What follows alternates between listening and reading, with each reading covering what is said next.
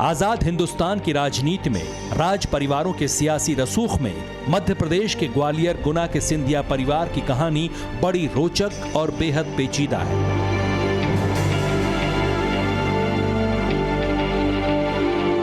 भारत में आज़ादी से पहले 500 से भी ज़्यादा छोटे बड़े रजवाड़े थे।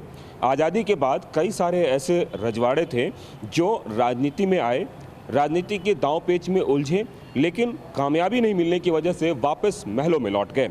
लेकिन कुछ राजघराने ऐसे थे जिन्होंने राजनीति में बड़ी कामयाबी हासिल की। सिंधिया परिवार उन्हीं राजघरानों में से एक है।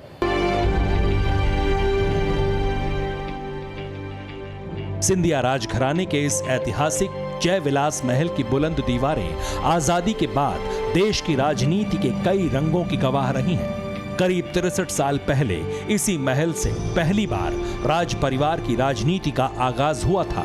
इसलिए ग्वालियर राजघराने की सियासी विरासत के हर अध्याय को जानना जरूरी है, जिसकी शुरुआत 1957 में दिवंगत राजमाता विजयाराजे सिंधिया से हुई थी।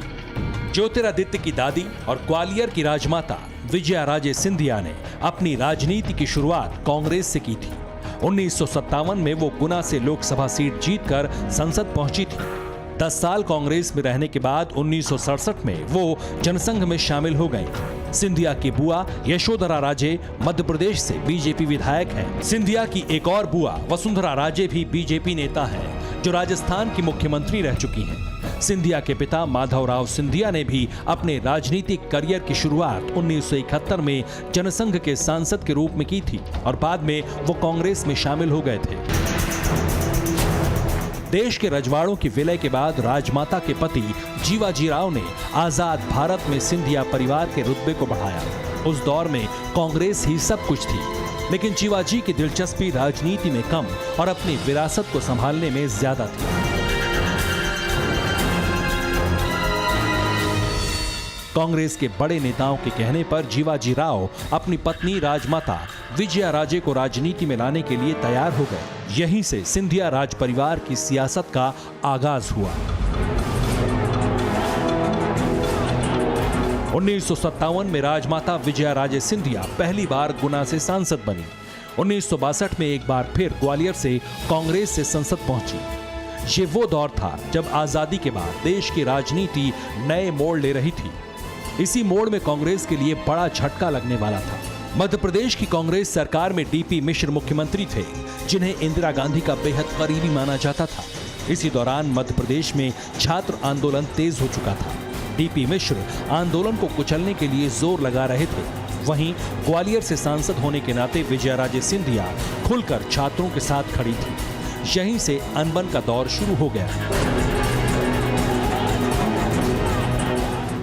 1967 में लोकसभा और विधानसभा के चुनाव होने थे।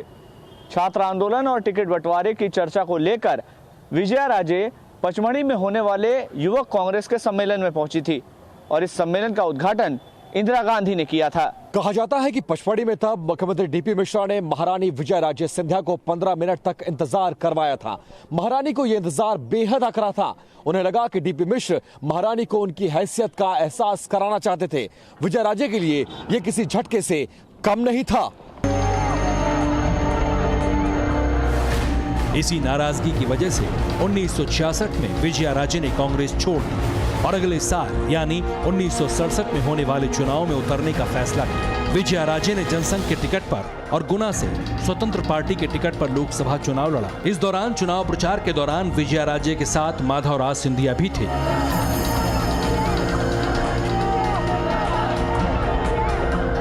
सियासत के अखाड़े में पहली बार राजमाता राजकुमार के साथ मैदान में आई तो जनता ने भी सिर आंखों पर बिठाया। विजयाराजे ने दोनों सीटों से बड़ी जीत हासिल की। चुनाव के बाद मध्य प्रदेश में कांग्रेस की सरकार बनी तो जनसंघ ने राजमाता को नेता विपक्ष बनाया। उस समय के जो राज परिवार से जुड़े लोग थे, पॉलिटिकल पार्टीज उनका इस्तेमाल करती थी, क्योंकि उनका एक अपना एक व्यक्तित्व होता था जिससे लोग जुड़े रहते थे। हमारा हिंदुस्तान अभी भी बड़ा फ्यूडल है, सामंतवादी सोच है। उस सोच में बहुत से लोग जुड़े हुए हैं उन परिवारों से। बजाय जानते हैं कि वो लोग उनको उतनी इज्जत नहीं देते जो एक इंसान आम आदमी को मिलनी चाहिए, लेकिन उसके बाद भी लोग जुड़े रहते हैं। तो इन सब लोगों का इस्तेमाल राजनीतिक दल करते रहे और राजमाता भी उसी सोच का हिस्सा थी।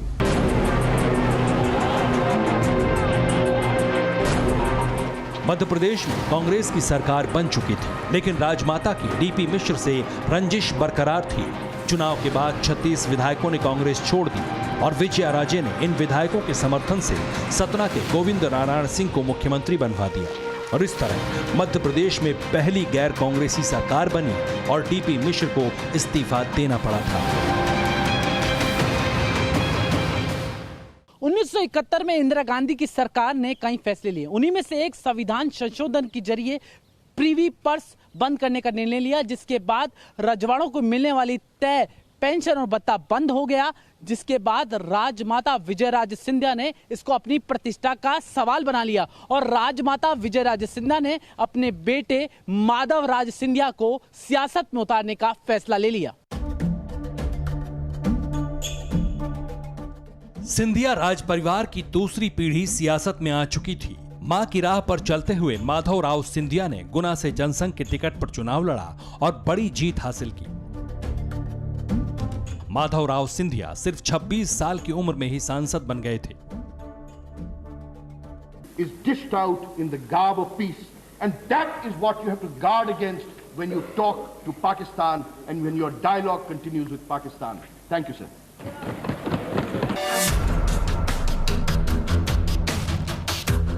अपने करिश्माई व्यक्तित्व और आम लोगों के बीच राजघराने की गहरी पैठ से माधवराव सिंधिया जल्द ही देश की सियासत में बड़े मकाम की ओर बढ़ने लगे थे। लेकिन तभी 1977 में इमरजेंसी का दौर आया, जिसके बाद उनके रास्ते जनसंघ और अपनी मां विजया राजे सिंधिया से अलग हो गए।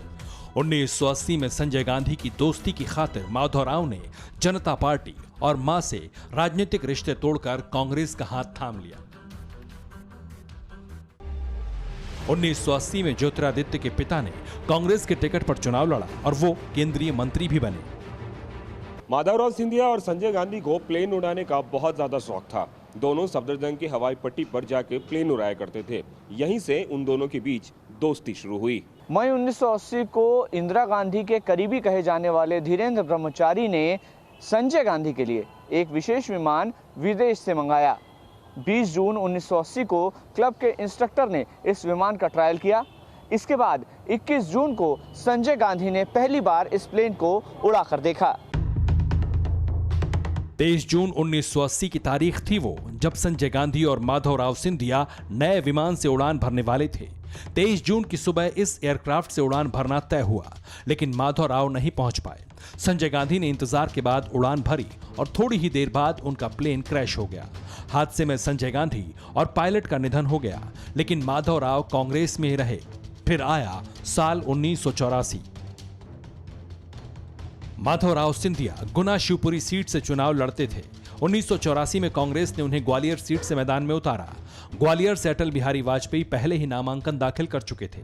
तब 4 साल पुरानी बीजेपी ने अटल जी को कोटा से चुनाव लड़ने की सलाह दी, लेकिन अटल जी हर हाल में ग्वालियर से ही चुनाव लड़ना चाहते थे। इसकी वजह बताते हुए अटल जी ने कहा था कि मैं सिर्फ ग्वालियर से ही चुनाव लड़ूंगा और आपकी सलाह के मुताबिक मैंने कोटा से चुनाव लड़ा तो फिर माधवराव के मैदान में आने पर राजमाता ग्वालियर से चुनाव लड़ने के लिए कहेंगी और 2 सीटों पर पर्चा भरने से उन्हें मना नहीं किया जा सकेगा और मैं किसी भी कीमत पर मां बेटे के मनमुटाव को सड़क पर नहीं लाना चाहता।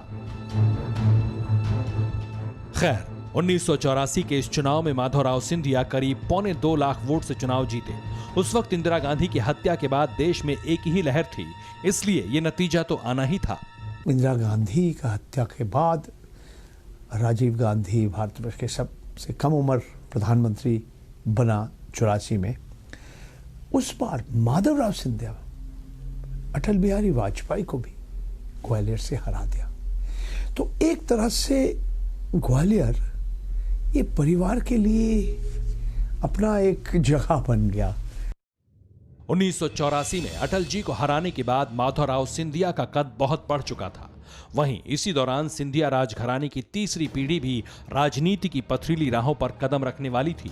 ज्योतिरादित्य सिंधिया पिता के साथ प्रचार में नजर आने लगे थे। राजशाही परिवार से ताल्लुक रखने वाले माधवराव सिंधिया 5 बार ग्वालियर और 4 बार गुना से सांसद रहे।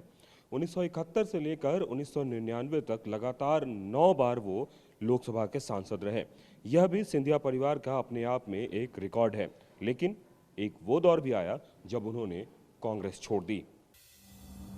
1993 में जब मध्य प्रदेश में दिग्विजय सिंह की सरकार थी, तब माधवराव सिंधिया ने पार्टी में उपेक्षित होकर कांग्रेस को अलविदा कह दिया था और अपनी अलग पार्टी मध्य प्रदेश विकास कांग्रेस बनाई थी। 1996 का लोकसभा चुनाव माधवराव ने मध्य प्रदेश विकास कांग्रेस से ही लड़ा और जीत भी हासिल की।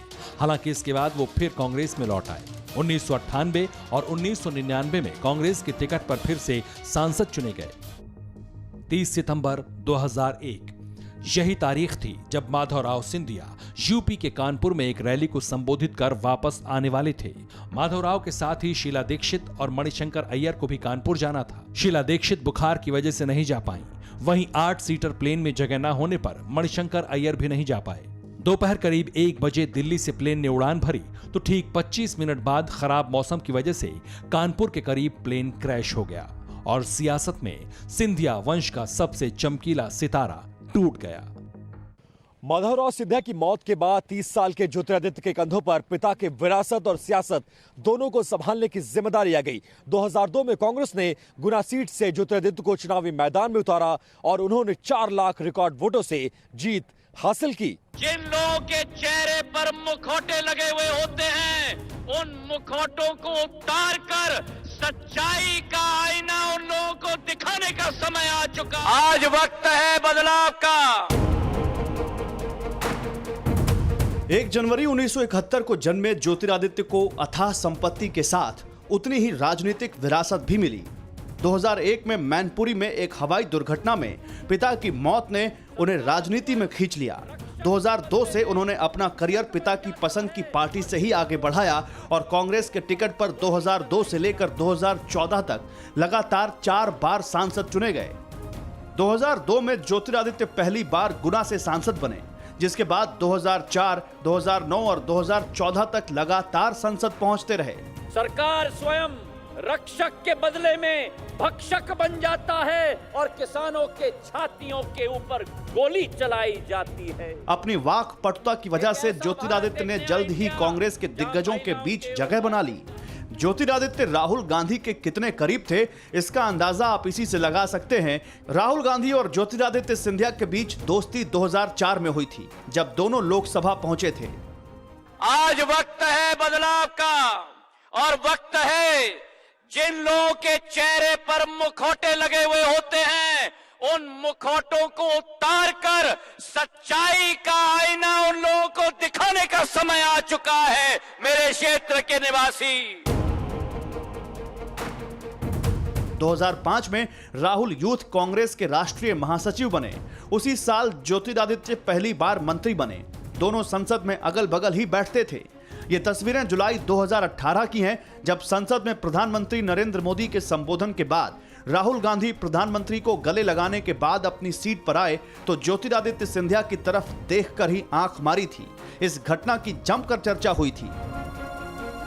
जिन लोगों के चेहरे पर मुखौटे लगे हुए होते हैं, हर मुद्दे पर खुलकर बोलने वाले ज्योतिरादित्य हमेशा गांधी परिवार के करीबी रहे, लेकिन 2019 में गुना की पुश्तैनी सीट पर उन्हें अपना ही शिष्य कहे जाने वाले भाजपा के केसी यादव से हार का सामना करना पड़ा।